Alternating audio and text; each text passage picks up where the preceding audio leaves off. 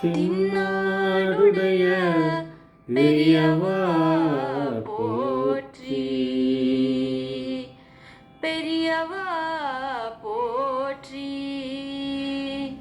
பெரியவா என் நாட்டவர்க்கும் இறைவா போற்றி,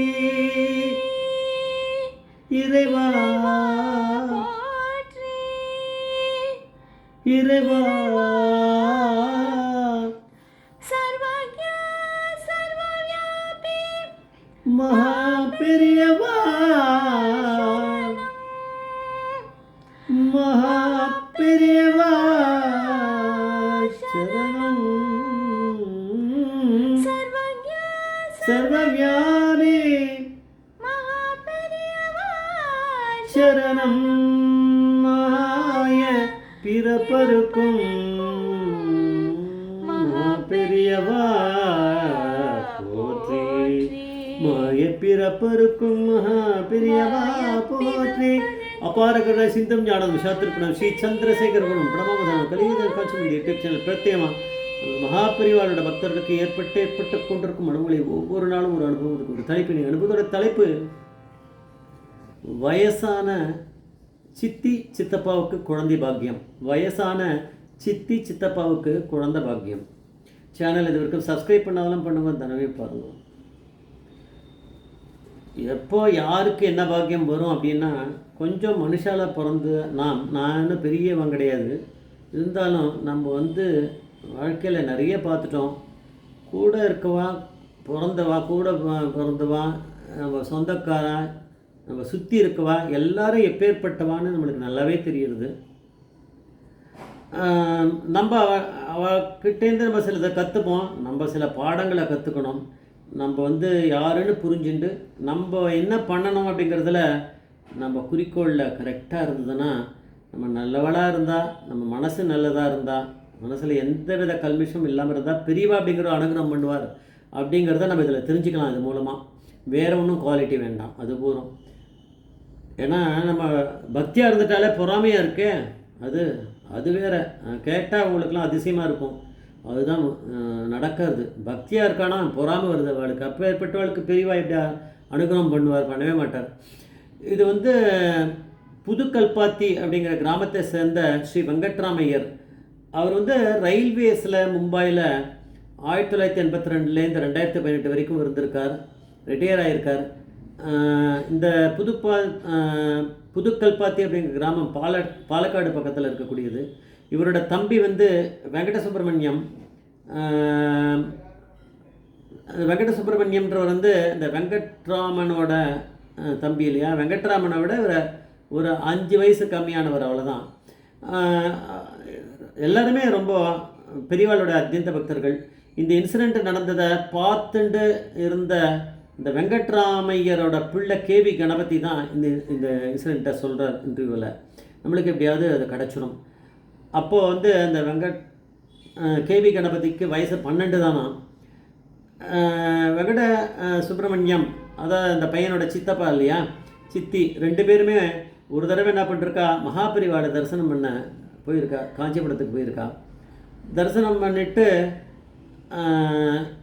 அங்கே நடந்ததை என்னன்றதை அப்புறம் பார்க்கலாம். தரிசனம் பண்ணிவிட்டு நேர அண்ணா வீட்டுக்கு வந்திருக்கார், பாம்பேக்கு வந்திருக்கார்.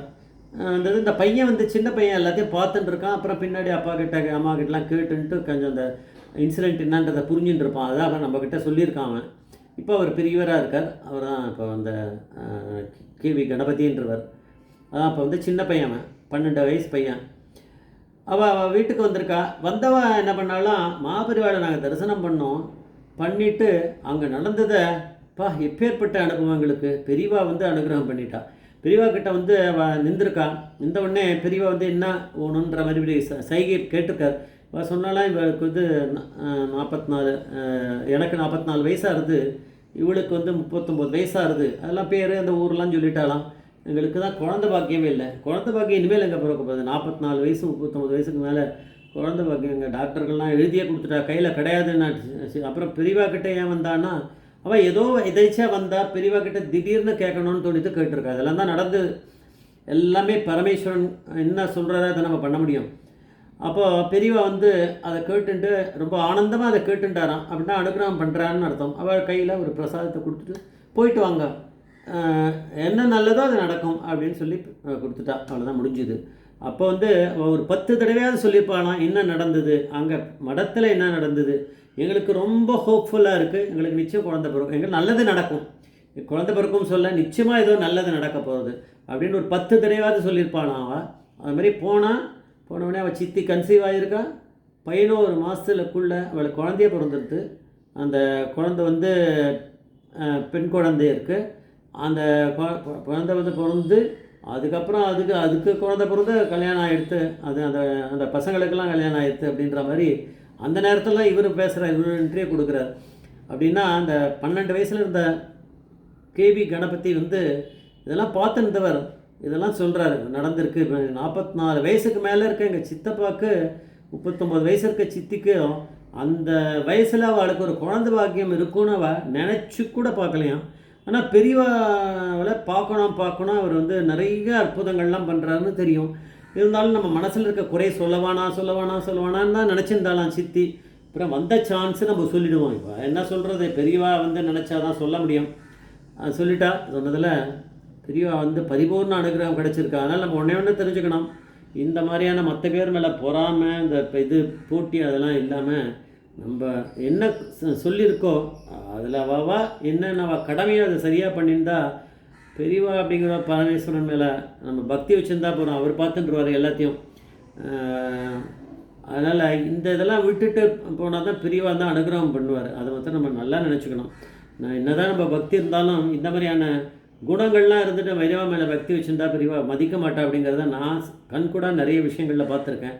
அதனால் என்னோடய அனுபவத்தை அங்கே சொல்கிறேன். நான் பெரிய யோக்கியன் கிடையாது, இந்த ஒரு விஷயத்தை நான் நிறைய பார்த்துருக்கேன்.